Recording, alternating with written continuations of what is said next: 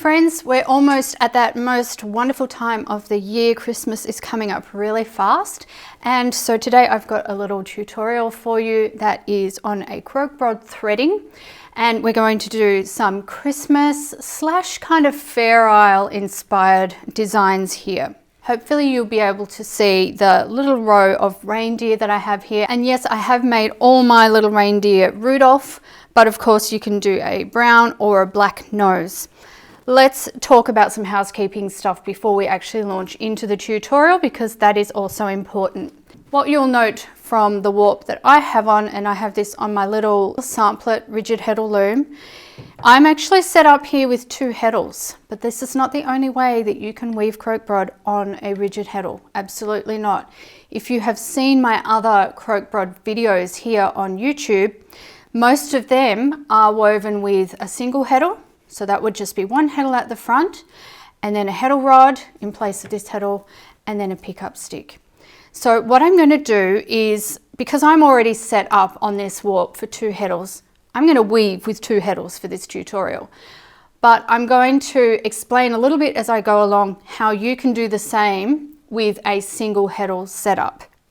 And also what I want you to do is check out the links that I have down below for other videos, especially the first video that I did here on YouTube for Krokbragd. Gives you all of the pickup sequences that you'll need to install your Heddle rod and your pickup stick.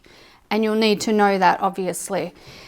I'm also going to try to have linked for you a blog post that is going to have a printable PDF for information for the weaving sequences for this particular tutorial. If I don't have a blog post linked there, then just look for the description and I'll have a description of the weaving sequences. But I would rather try and put it in a PDF because it is actually a fairly lengthy sequence. Now, the other thing that I want to mention before we start on the tutorial is that I do have a very comprehensive online class for weaving Krokbragd on a rigid Heddle loom. It's called Krokbragd 101. It covers both methods of setting up your loom, either with a single Heddle or with 2 Heddles, so you can choose which option suits you better. You can even try both options if you want to do that. And it takes you through both a sampler and a class project. It's a really great class, even if I do say so myself, but I've put absolutely everything that I could think of in my weaving brain so that you can be weaving Krokbragd on a rigid Heddle loom quickly and easily without all of the fuss.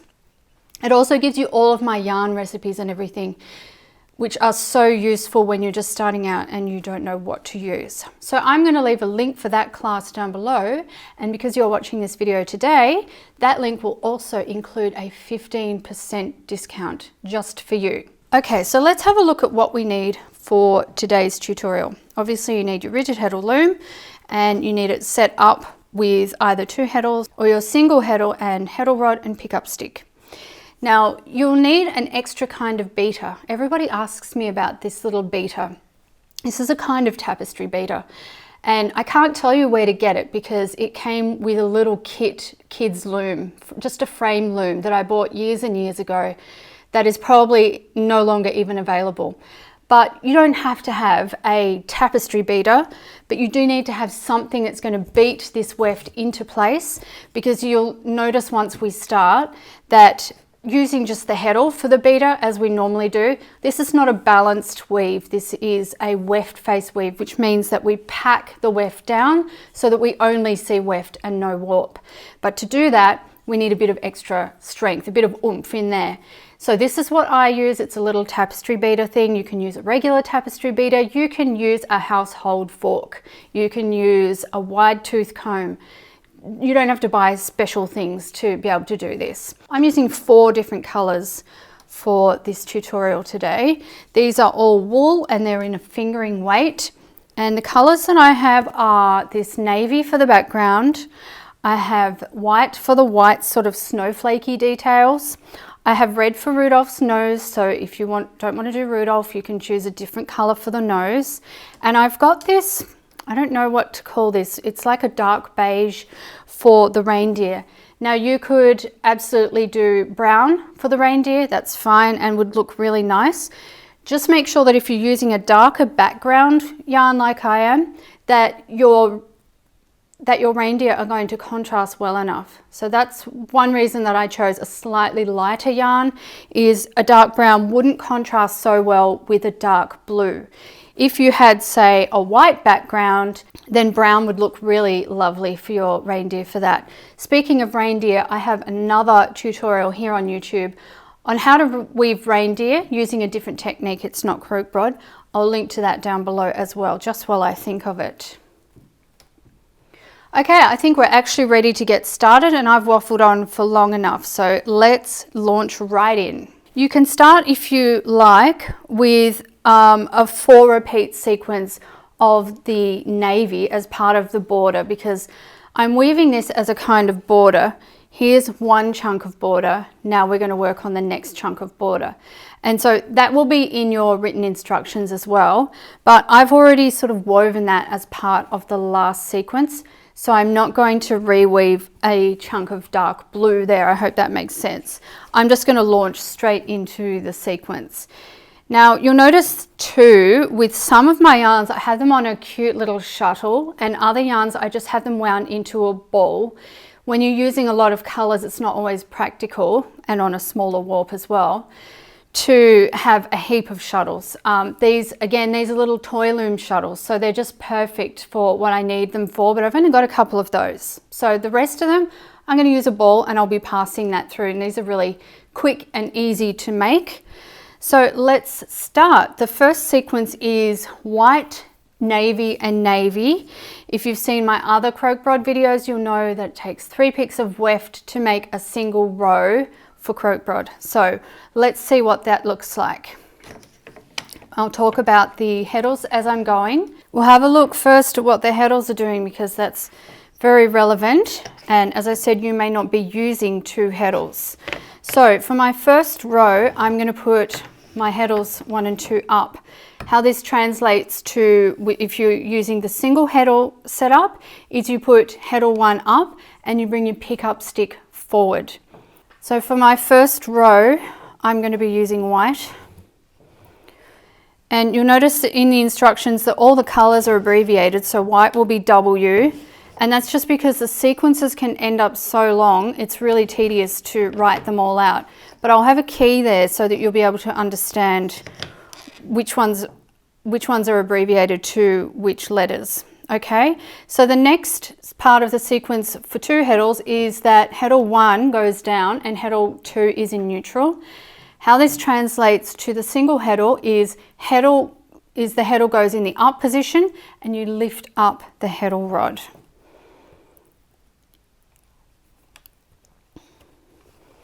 And the next colour is navy.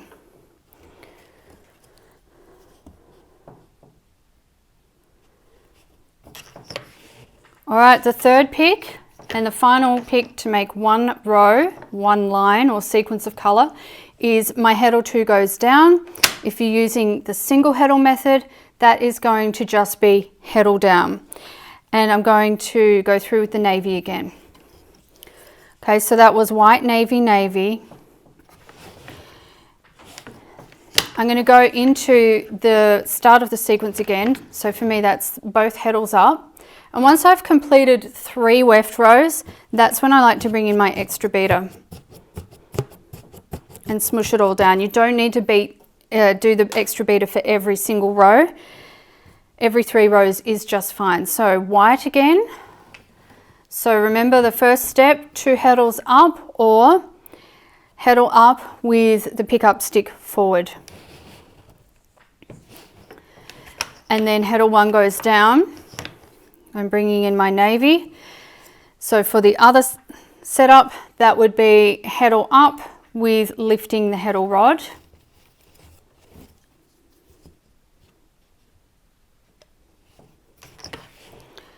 And then heddle 2 is down and navy again. So for the other setup, you would just place your single heddle down. And that's 3 rows. So just go up into the start of the new sequence, so I'm ready for that. And then I bring in my extra beater and beat that down. Okay, so now that we've got the Heddle sequence sorted out, I hope that you can follow that okay. I'm going to zoom in a little bit more so that you can see what's happening with the weaving rather than what's happening with the heddles as much. If you're still struggling with the heddles, go back to where I started moving the heddles and explain the conversion for the two different setups. Okay, so I'm ready to come in with the navy again.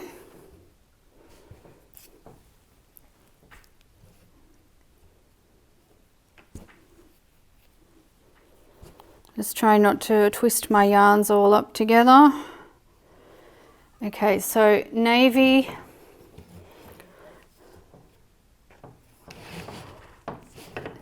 And then navy for step 2 again.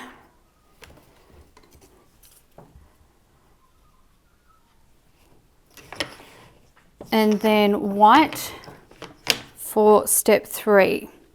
And there's just one repeat of that.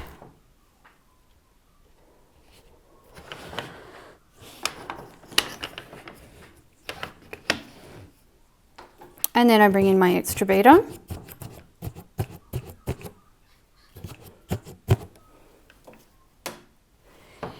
Then for the first step, we're doing navy,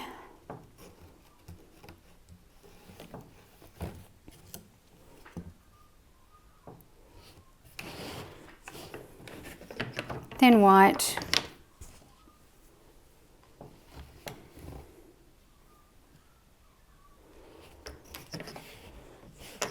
then navy, and I'm going to repeat that again. So the 2 repeats of that navy, white, navy.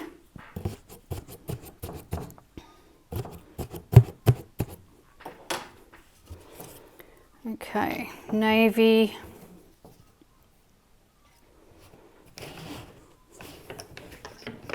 then white.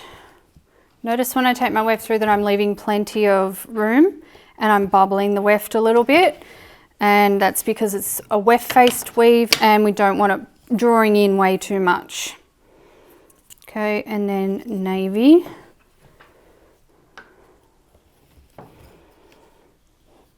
And that's the 3rd step of that sequence. So then I'll go up into the next sequence to be ready for that and bring in my extra beater.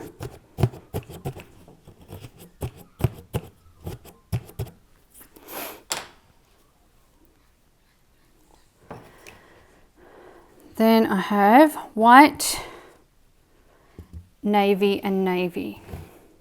And I'm going to do that 2 times.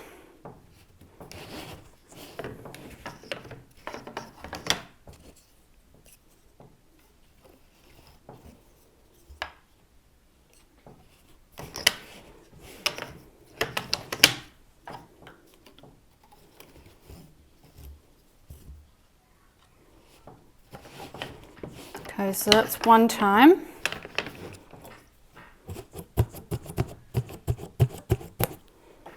And then again, white,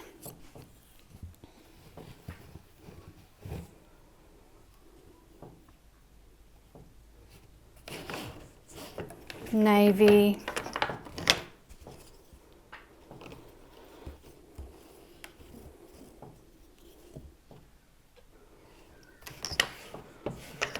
and navy,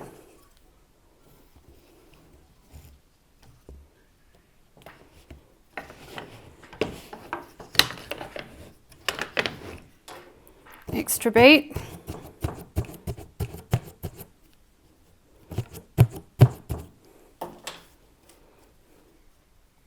now I have a row of white 3 times. And we'll just do that once. So white, and then white,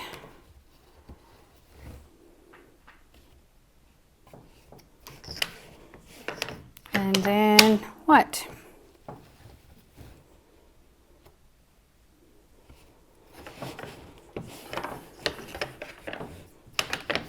extra beat.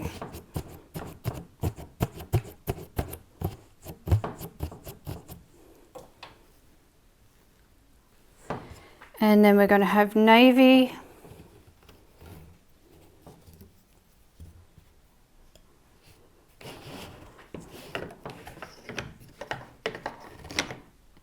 navy,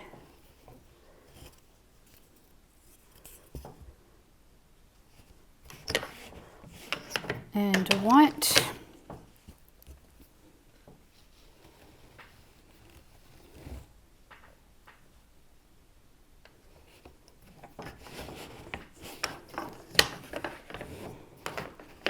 Heddles up.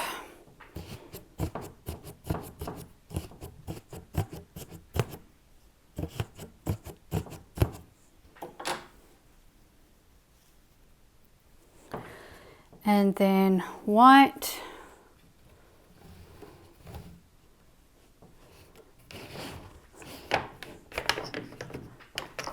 And white again.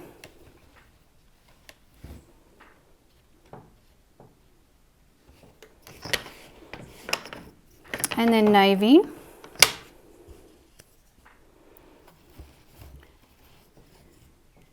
And we'll repeat that again.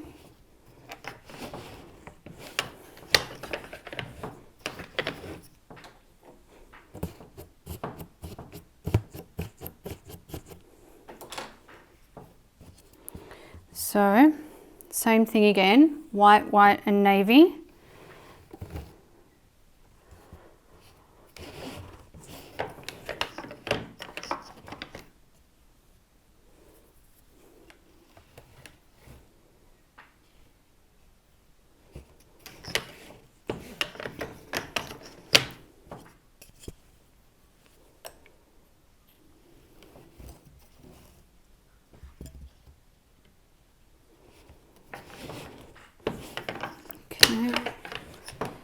Extra beat.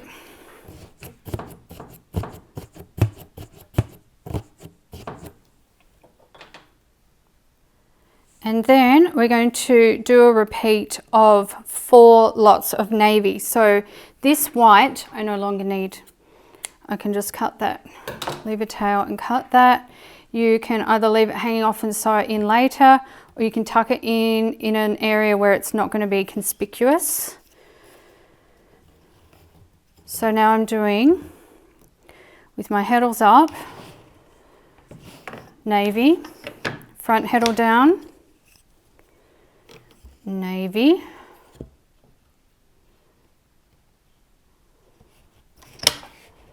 magically reload shuttle, and then the back heddle down,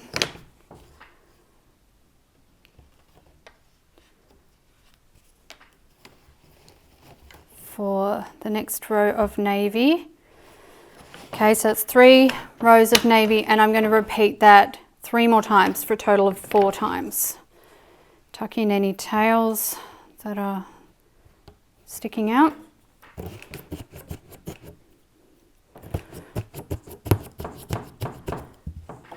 All right, so we can speed this next bit up because I'm just repeating that 2 more times, the 3-step sequence.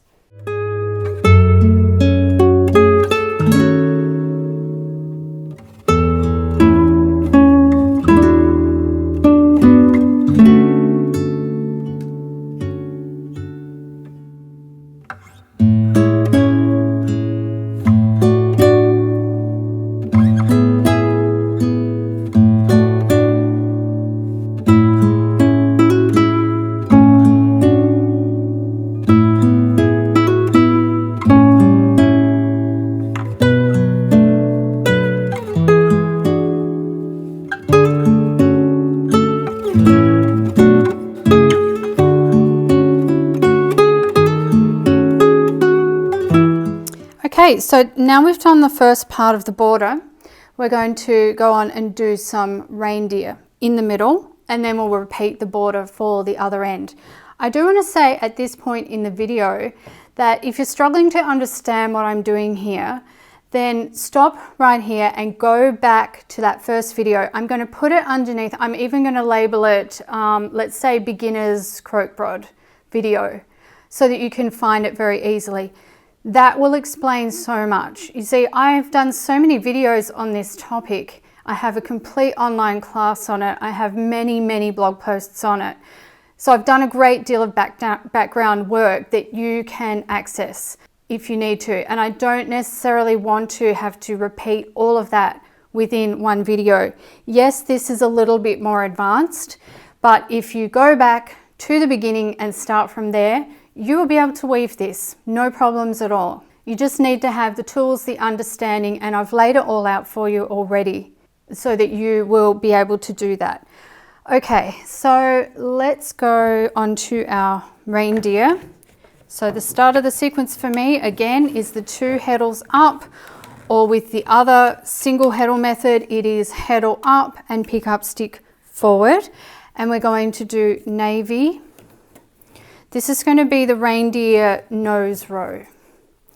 So this is where you'll bring in either your red if you're doing Rudolph, or your different color, black, brown, whatever you want to be using if you are doing the other reindeer.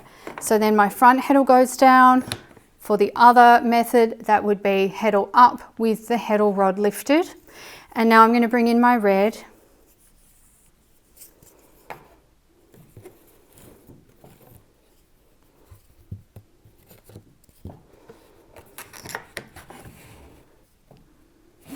And then the back heddle goes down for me with the 2 heddles. Or for the other method, that will be just heddle down. I'm going to hide this red weft in here because there's only 1 row of red, just for the nose, that's it. Of course you can play around with your own colours as well if you wanted to use more red or any other colour, any other festive kind of colours. And I'm going to cut my red on this side so that I can tidy it all up in one go and not have to worry about it. And so I can set my red aside, and then my last row is navy.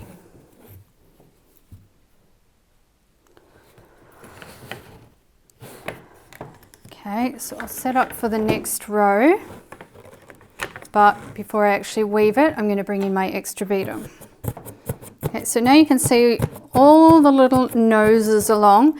If your tails get a little bit lumpy on the front, just give it a little tug from the back and it will settle in.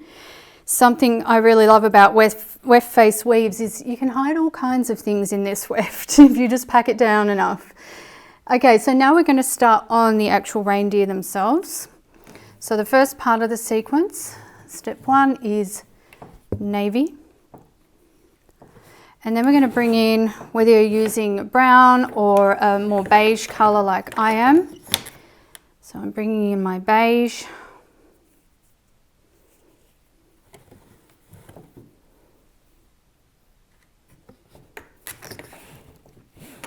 And then for the last row I'm doing beige as well. Again, I'm going to hide my little beige tail in there where it started. I won't cut it on the other side because I want to keep using the beige for a little bit now. So this is the 3rd row of the 3-step weaving sequence. Okay, get ready for the next row and beat. Bring in my beater. Okay, so that was one sequence of navy, brown, brown. I actually want to do 5 sequences of that all together. So again, I'm going to speed this bit up because you don't need to see me weave all of that in real time. But navy, beige, beige, or brown, brown if you're using brown, and we do that for a total of 5 times.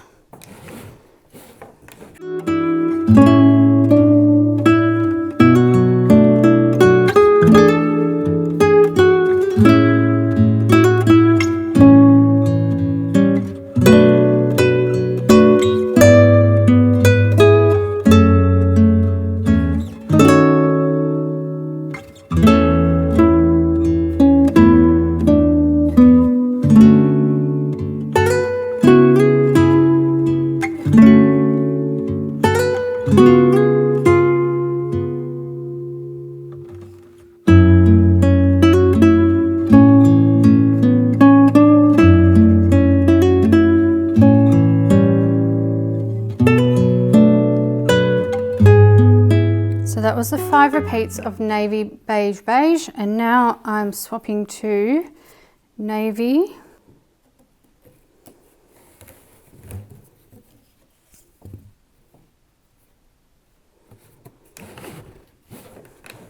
then navy for the second step,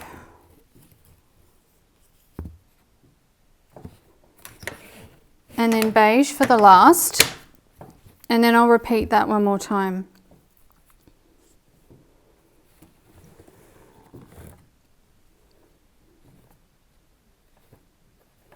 Getting caught with the tail here.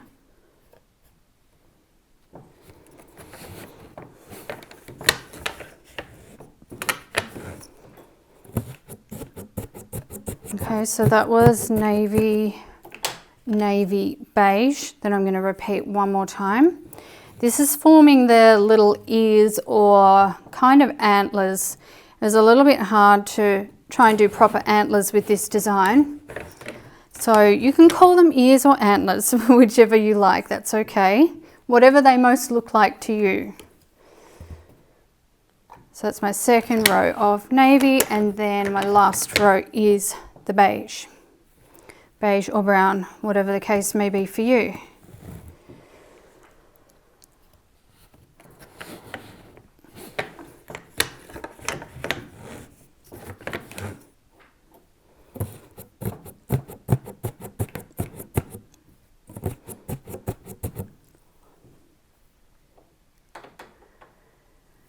Then I'm going to have beige, navy, navy. And I'm going to repeat that 3 times. So beige,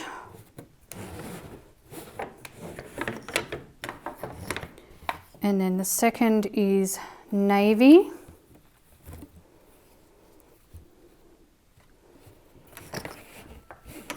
and the third is also navy. And then we'll repeat that 2 more times for a total of 3.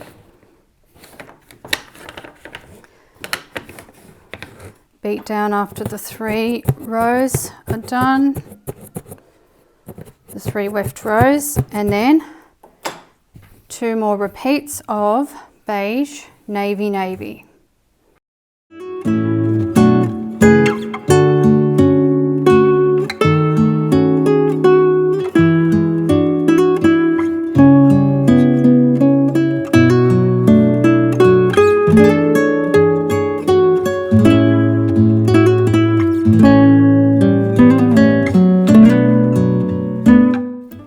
And then we're going to follow that up. So I'm finished with that beige there. I should have said that before, to cut that if you've still got a length of beige.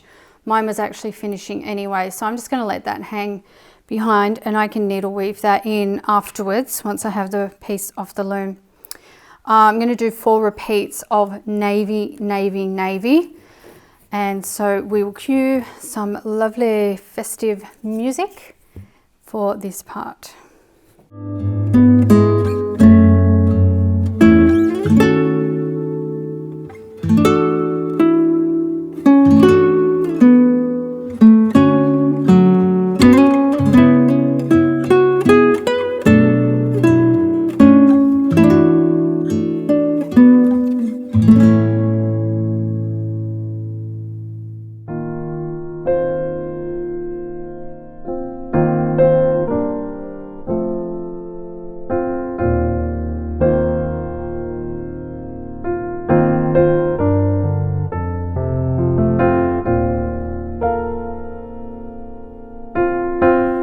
Okay, so that's our reindeer sequence as well as our first border sequence.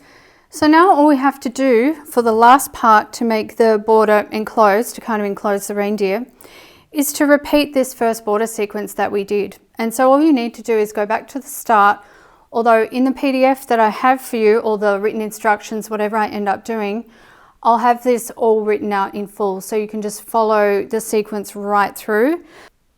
Some of you won't need to follow through with me on the next part to just repeat that first border sequence, but some of you would like to, and so I'm going to include it in the video. So if you're happy to go ahead with that part of the border yourself, repeating the first part of the border, you can stop the video and just go ahead and do that. Otherwise, let's continue on.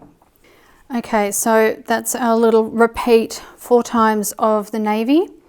And now we're going to launch back into that initial border sequence, and we're going to do it, weave it exactly the same.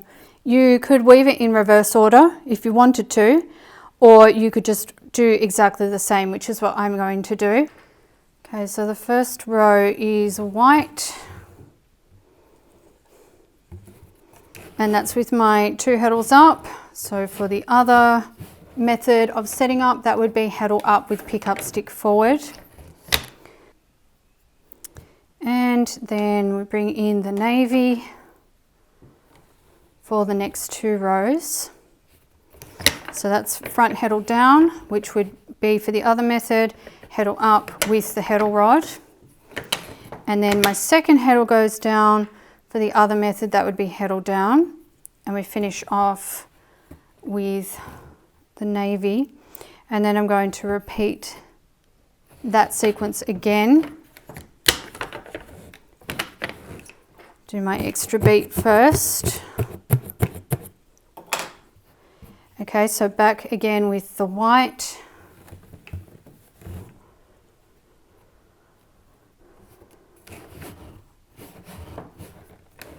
And then navy, navy. Now I'm just running out of navy there, so I'll bring in my newly wound shuttle.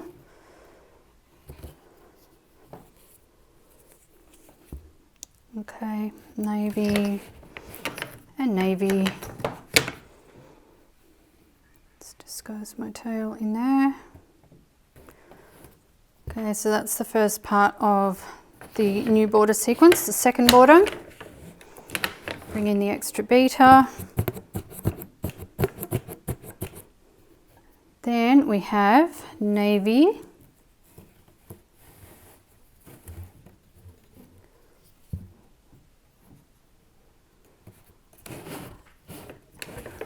and navy again.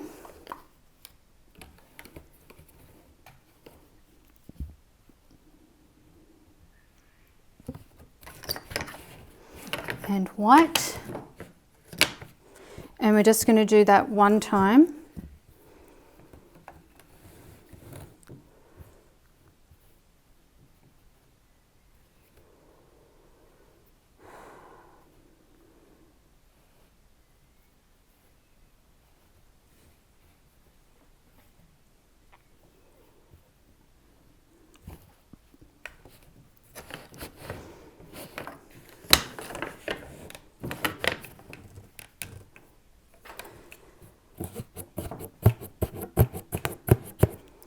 And then navy,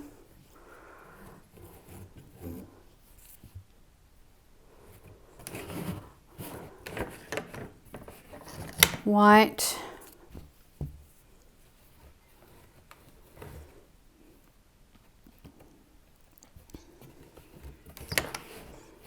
and navy,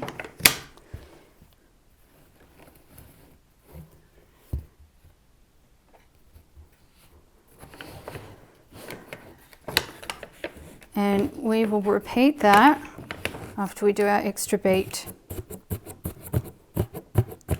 Make sure you've got the written instructions close at hand, because it's much easier to follow. Make sure you don't make any mistakes if you've got the written instructions to double check against what I'm actually saying and doing here.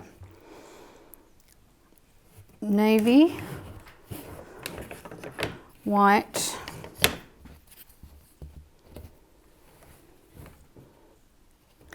and then navy again. Because there are actually a lot of colour changes in this tutorial. They're only 4 colours, and they're only the same 3-step repeating weaving sequence, which is good, makes it easier for us, but I am swapping the colour arrangements quite a lot. So you need to pay attention. It's not hard to do, but it's easy enough to get lost, I guess. Okay, so then white, navy, navy. So the heddles are up again, you can see. White,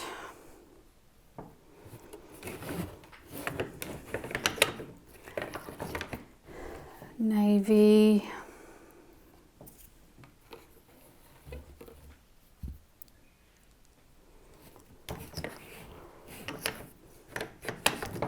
navy, and we're going to repeat that again, so we'll do that a total of 2 times.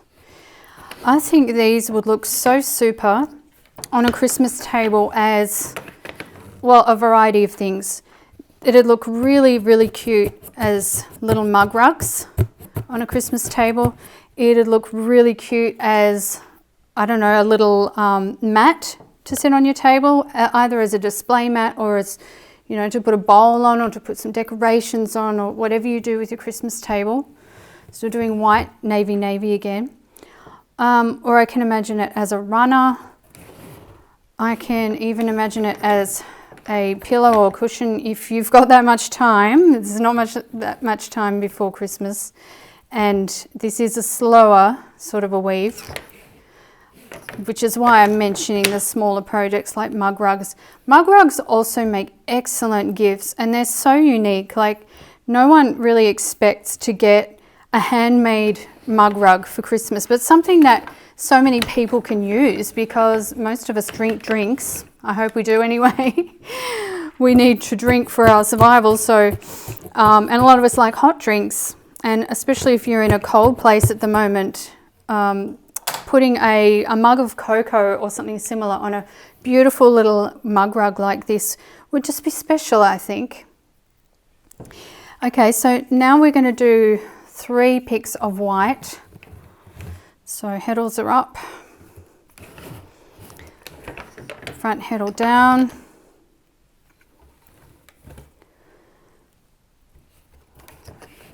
and back heddle down. Okay, that's our 3 of white. You can see my little ball has been a bit unruly, coming apart, but still manageable. One tip is, if you're going to roll little balls to use for your weft, don't roll too much weft into each one, because too much will get out of control, and that's where you'll get tangles. So if you just limit the amount that you're doing, and then you can just, because we're using small amounts of weft here and there anyway, you can just drop it in and out. It's very easy to do. And then we've got navy, navy, white. So navy.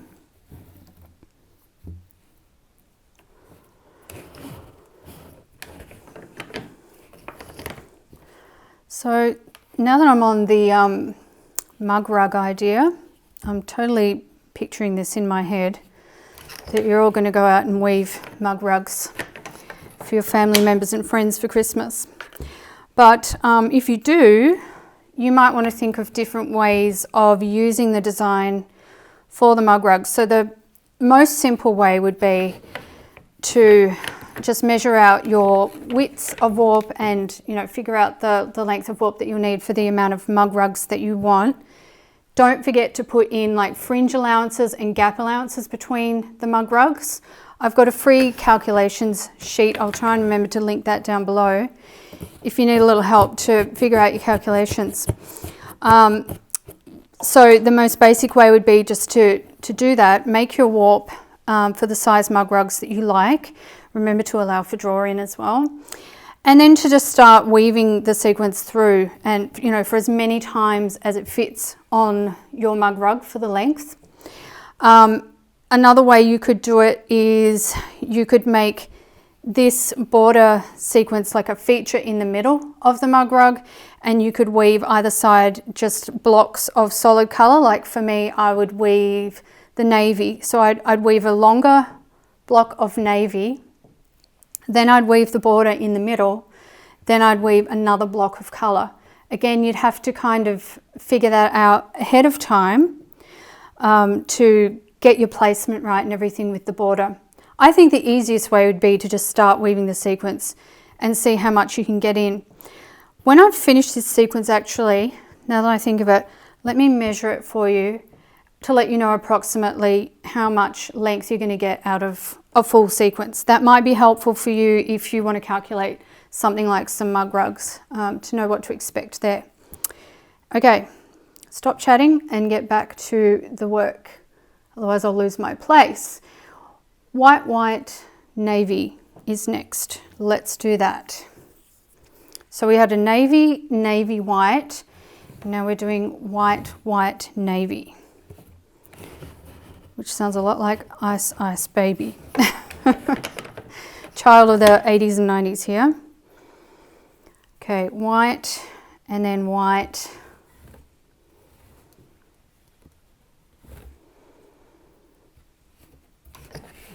And then navy.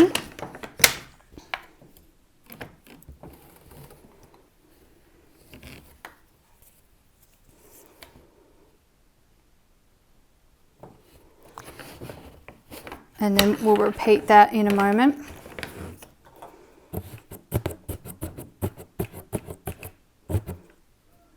Okay, white. I think I'm just going to run out of white. We only need one more row of it. Let's see, have I got, is this piece? I've got this piece at the side. Oh, look at that, it's perfect. I love it. Love it when it works out. I don't have to try and roll another ball or even cut another length. I just had a piece sitting there. As I was saying, with weft face weaves, you can use up small pieces and it's really good. Okay, so that's white again, and then a navy. So I'm just going to want to deal with all of these tails, all these white tails before I go on, because they're quite short, so I'm not going to be wanting to needle weave them in. That's the thing with needle weaving, you're going to need a little bit of length if you want to do that. Otherwise you're not going to be able to thread your needle and actually weave it in. So if you only have shorter lengths of tail, weaving in as you go is the better option. Okay, finishing up with a row of navy. And that's the white part of the second part of the border done.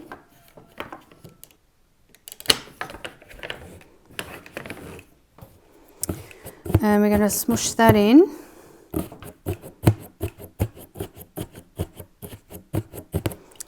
And then to finish up, so now you should find that your border here looks just the same as it does down the bottom. So now all I have to do to finish off this a complete sequence of the design is to do 4 repeats of navy, navy, navy.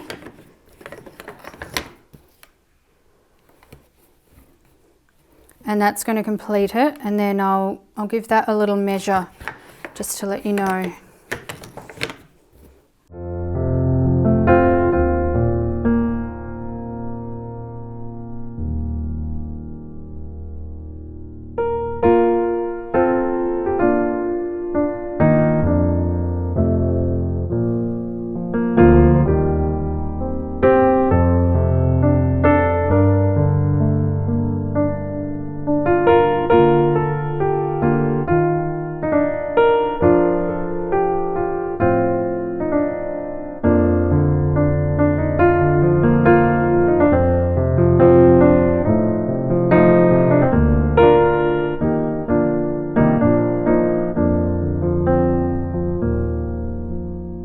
Okay, so I'm going to measure one completed weaving sequence so that you can do your own measurements and have an idea of how much width you're going to, or length you're going to need for each sequence. I'm just covering up the bottom part of the sequence with some paper to make it a bit more obvious where I'm measuring from.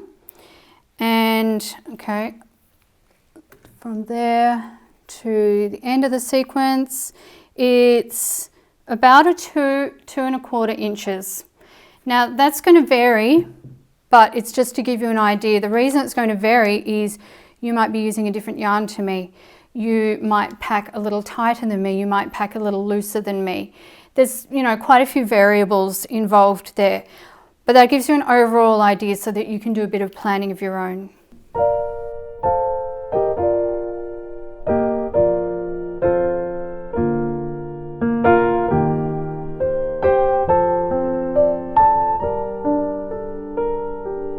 Friends, I want to finish up with a message for those of you who are in a hard season. Some of you won't want to hear this, and that's absolutely fine. You can stop the video.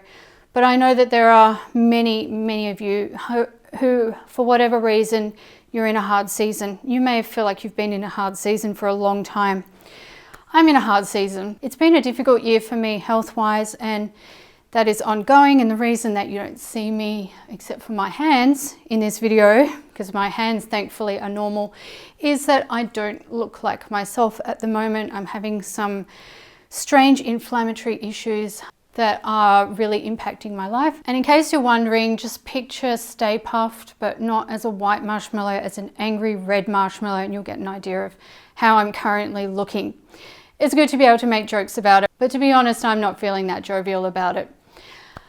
Okay, here's what I'm doing at the moment that is helping me, and I hope that it helps you too. Every morning I wake up with a prayer, first of all, of thanksgiving. Thank you, God, that I'm still here. Thank you that I still have these wonderful, supportive people around me, and that I, in my limited capacity, am still able to serve them. And because at the moment I don't know how each day is going to look for me, I then just offer myself, my day, and everything to God, and ask Him what He wants me to do today. What are we going to do together? Because ultimately it's a working relationship. It depends on the day. He might be asking me to do something that's extra hard. And you know, I'm human. I don't want to do it. I want things to be happy. I want things to be easy. I want to be healthy.